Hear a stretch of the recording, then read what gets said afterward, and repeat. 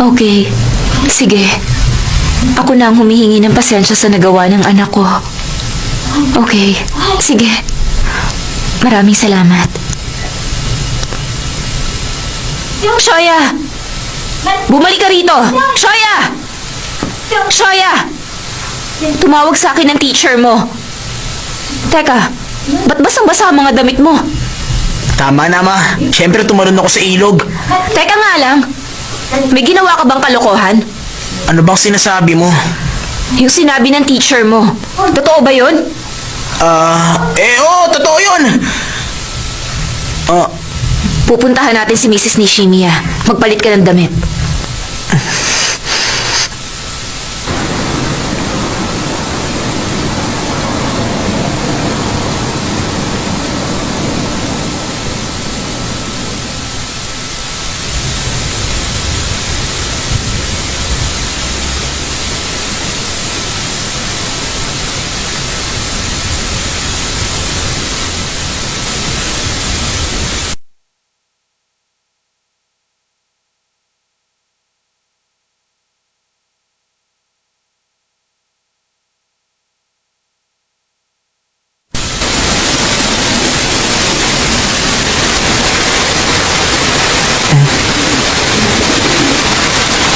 Ha?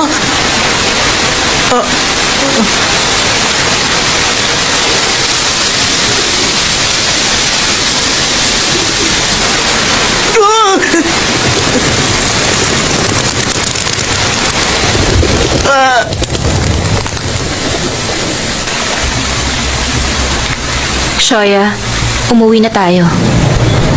Magpakabait ka na simula ngayon, okay?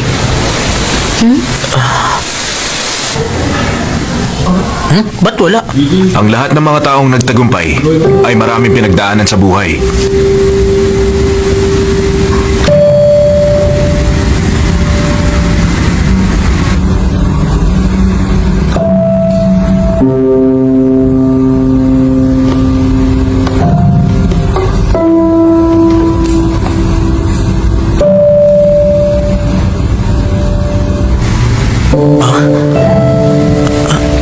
Anong ginagawa niya?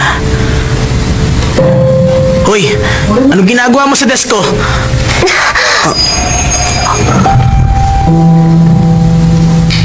Ano ba ginagawa mo dito, weirdo?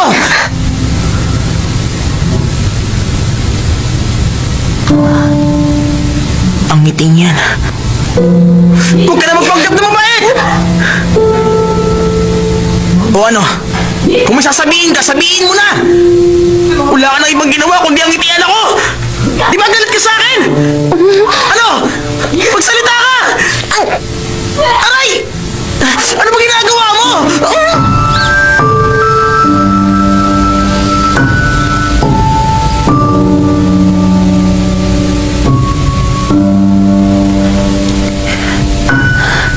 Ay, naku. Nakakainis talaga siya. Class, lumipat na si Nishimiya sa ibang school. Nakakalungkot. Teka, bakit walang nagpasa ng journal? Nasaan na? Sino ba sa inyo ang in charge doon? At sino nga pala ang in charge sa pagdidilig?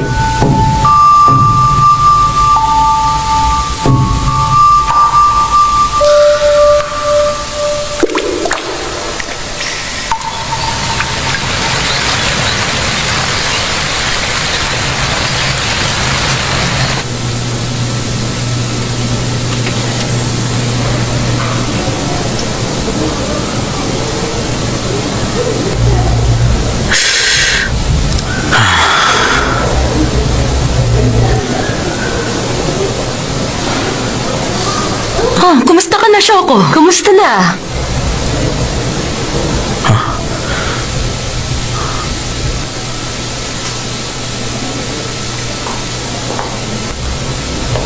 Nishimiya!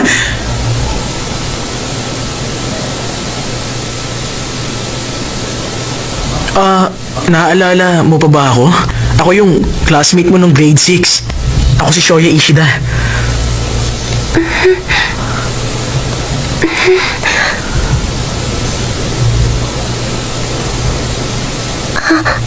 Ha?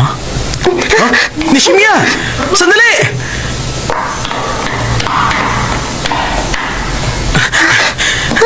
Nishimiya!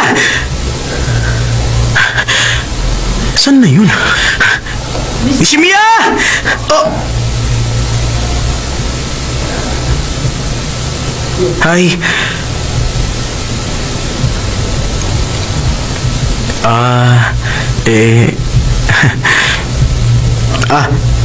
Ito, para sa'yo. Naiwan mo kasi.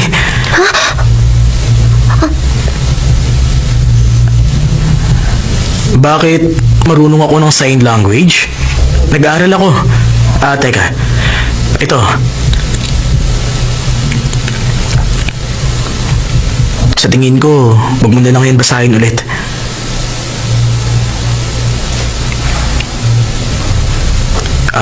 Tingnan mo to. Ako at si Nishimiya, pwede ba tayong maging magkaibigan? Ano ba pinagsasabi ko? Teka, yun palang sinasabi niya sa akin dati. Naintindihan ko na ngayon.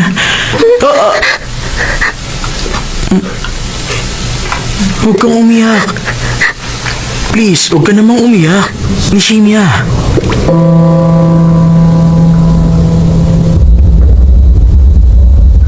Nishimiya, pwede ba tayong maging magkaibigan? Tita siya! Tita siya! Tita siya! Gumising ka na! Kain na tayo!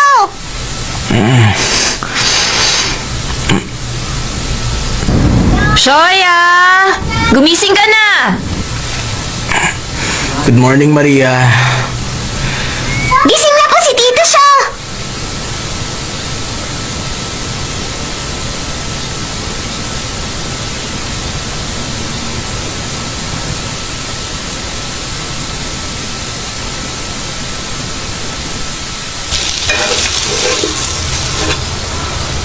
Alis na ako! Ingat po sa pagpasok, Mama! Mag-iingat ka, anak! Oh, kumain ka na, Shoya. Kain na po tayo. Kumain ka ng marami, ha?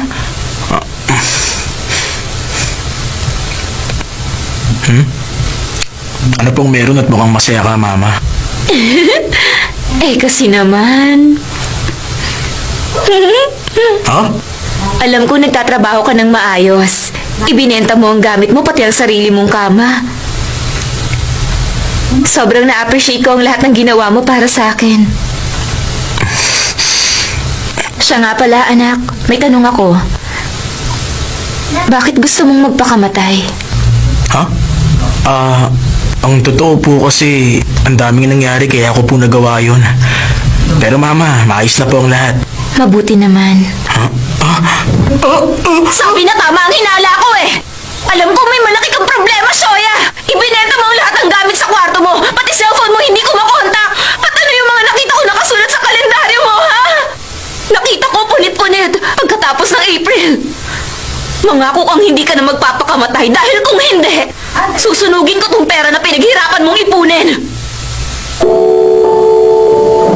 Ano ba? Nakikinig ka ba sa akin? Ha? Ano po bang kalokohan yan?